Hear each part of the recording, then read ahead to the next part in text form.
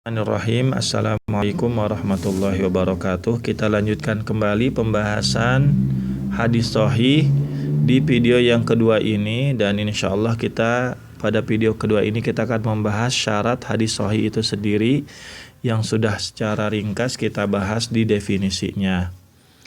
Yang pertama adalah syarat hadis sahih itu adalah apa? Mattasala sanaduhu, harus bersambung sanadnya. Maka di sini yang pertama adalah apa?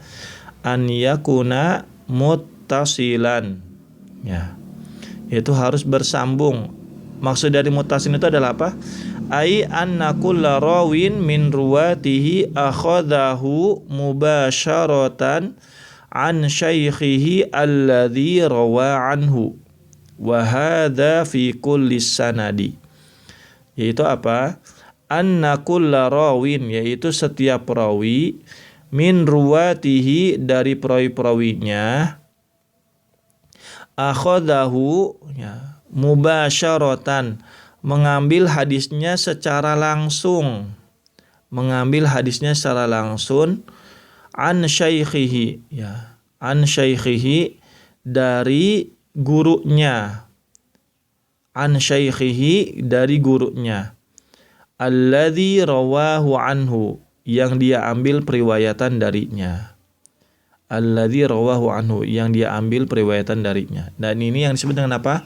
Ittisalu as-sanad, ya. Nah, ini yang disebut dengan ittisalus sanad. Jadi dari perawi kedua satu ke perawi kedua ke perawi ketiga, perawi satu langsung meriwayatkan dari perawi yang kedua, perawi kedua meriwayatkan hadis dari perawi ketiga, sampai seterusnya. Yang berikutnya adalah al-adalah, adil. Disebutkan tadi mattasala sanaduhu binaqli al-adli ad-dhabiti, ya. Adil itu apa maksudnya? Adil itu adalah, disebutkan di sini, adalah al-islamu fir rawi ma'al bulughi wal aqli was salamati minal fisqi wa khawarimil muru'ati. Yaitu al-islam, perawi yang adil adalah perawi yang muslim, ma'al bulug, dan balig, wal aqli, dan berakal, wassalamati, dan selamat, minal fisqi, dari kefasikan, wa khawarimil muru'ati, dan hal-hal yang bisa menodai kehormatan dirinya, wa khawarimil muru'ati, dan hal-hal yang bisa menodai kehormatan dirinya. Nah, ini yang disebut dengan adil. Nah, jadi syarat seorang perawi itu adil, yang pertama adalah Islam, yang kedua balig, yang ketiga berakal, yang keempat adalah apa? Selamat dari kefasikan dan hal-hal yang bisa menodai kehormatan atau harga diri seseorang. Nah, ini adil. Yang kedua adalah binaqli al-adli ad-dhabit. Dhabit itu ad-dhabtu. Apa yang dimaksud dengan dhabit di sini adalah apa? Hafizan li riwayatihi imma fi qalbihi wa imma fi kitabihi. Yaitu apa? Hafizan li riwayatihi, dia menjaga periwayatan hadisnya. Jadi hafal. Ya, kalau dalam hati berarti dia hafal, menjaganya dalam hati, dia hafal dan hafalannya kuat. Kalau dalam tulisan berarti tulisannya bagus dan bisa dibaca dengan baik dan benar. Kenapa? Karena cara menjaga hadis itu bisa dengan fi qalbihi, dengan di dalam hatinya, au fi kitabihi, dan di dalam tulisannya. Makanya disebut dengan dhabit itu adalah dua, yaitu li'anna dhabta imma dhabtu sadrin wa imma dhabtu kitabin au dhabtu kitabin. Karena cara penjagaan hadis itu dengan dua, yaitu cara penjagaan di dalam dada, yaitu hafalan. Yang kedua cara penjaga dengan tulisan, dhabtu kitabin. Nah, ini syarat yang kedua. Syarat yang ketiga adalah wa adamu syudzud, tidak ada syad. Apa yang dimaksud dengan syad di sini? Anna thiqata la yarwi ma yukhalifu fihi man huwa awthaqu minhu. Anna thiqata, nah ini kecacatannya dalam diri seorang perawi dan dalam hadis tersebut, yaitu perawi yang thiqah tidak meriwayatkan hadis tersebut yang menyelisihi di dalamnya, Ya, ma yukhalifu fihi menyelisih di dalamnya, man huwa awsaqu minhu, yaitu perawi yang lebih sikoh darinya. Sikoh itu adalah apa? Nah, sikoh itu, perawi sikoh itu adalah apabila dia terpenuhi dua syarat ini, yaitu adil dan dobit. Perawi yang adil dan dobit. Wa alla yarwiya ma yukhalifu fihi jami'a as-siqati. Nah, ini harusnya dikasih iya ya. Wa alla yarwiya ma yukhalifu fihi jami'a as-siqati. Dan tidak meriwayatkan sesuatu yang menyelisihi di dalamnya seluruh perawi yang siqah. Nah, ini jadi kalau hadis yang diriwayatkan oleh perawi yang siqah ini, perawi yang kuat, adil dan dobit, tetapi hadisnya menyelisih perawi yang lebih kuat darinya, maka disebut dengan hadis syad. Ada syadnya, ada kecacatan. Ya. Atau bisa jadi hadis dia hanya meriwayatkan satu hadis tersebut hanya diriwayatkan oleh satu orang perawi yang siqah, tetapi ternyata hadis tersebut menyelisih perawi-perawi yang siqah yang lainnya. Nah, walaupun perawi-perawi yang siqah dari sisi kekuatannya sama dengan perawi yang meriwayatkan hadis ini, maka karena perawi yang siqah yang lebih banyak itu, ya, hadis yang diselisihnya itu adalah perawi diriwayatkan oleh perawi yang lebih banyak siqahnya, maka masuk ke dalam syad juga. Nah, ini bisa dipahami insyaallah ya.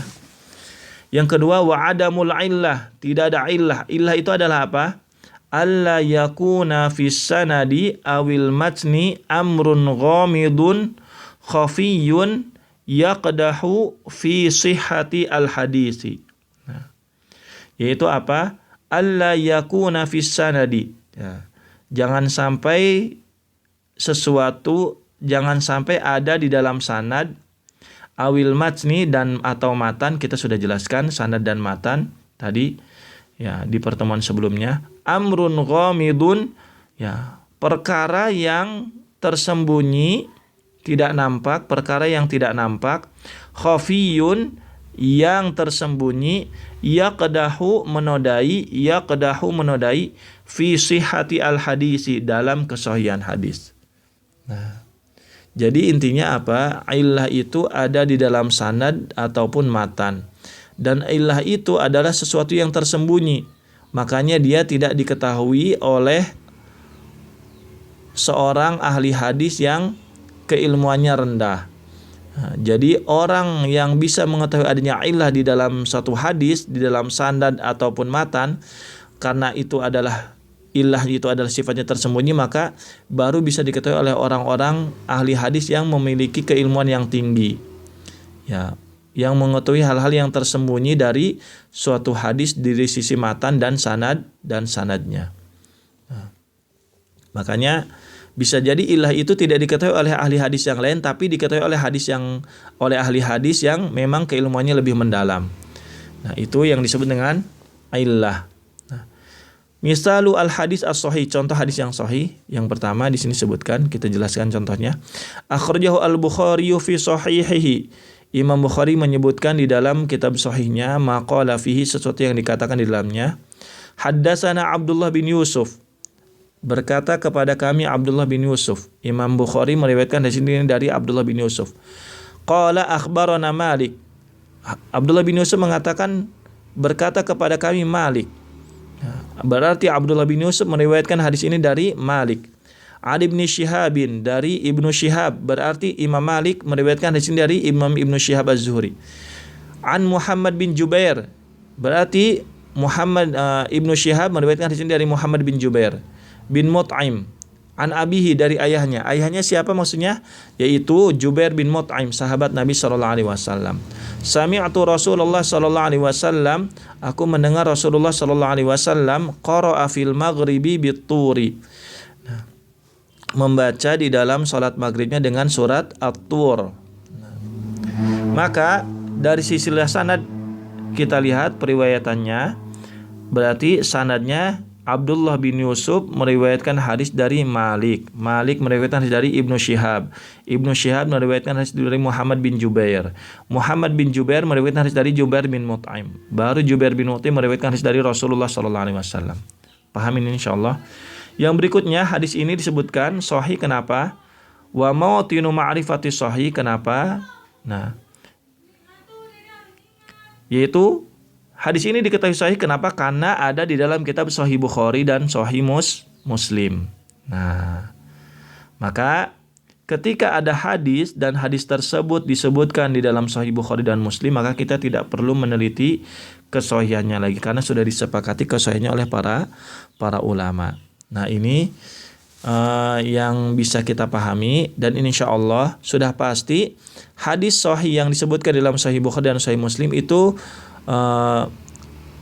terpenuhi semua syarat hadis sahih. Yang pertama muttasil, bersambung sanadnya, adil, dhabit, semua perawinya, ada musyudud, tidak ada syad, ada illah, tidak ada illah. Nah, itu yang bisa kita bahas pada dua video ini. Yang pertama adalah ta'rif al-hadis as-sahih, definisi hadis yang sahih. Yang kedua adalah syurutu al-hadis as-sahih, syarat hadis yang sahih. Yang ketiganya adalah misalu al-hadis as-sahih, contoh dari hadis sahih itu sendiri. Semoga bisa bermanfaat dan antum dan antuna semua bisa memahami ini semua. Semoga ini menjadi bekal buat kita semua, dan Ustadz mohon supaya yang belum paham mohon ditanyakan, dan jangan sungkan-sungkan untuk menanyakan via WA untuk bertanya ke Ustadz atau ke Ustadzah yang mengajar. Itu saja yang bisa disampaikan. Kurang lebihnya mohon maaf. Billahi taufiq wal hidayah. Wassalamualaikum warahmatullahi wabarakatuh.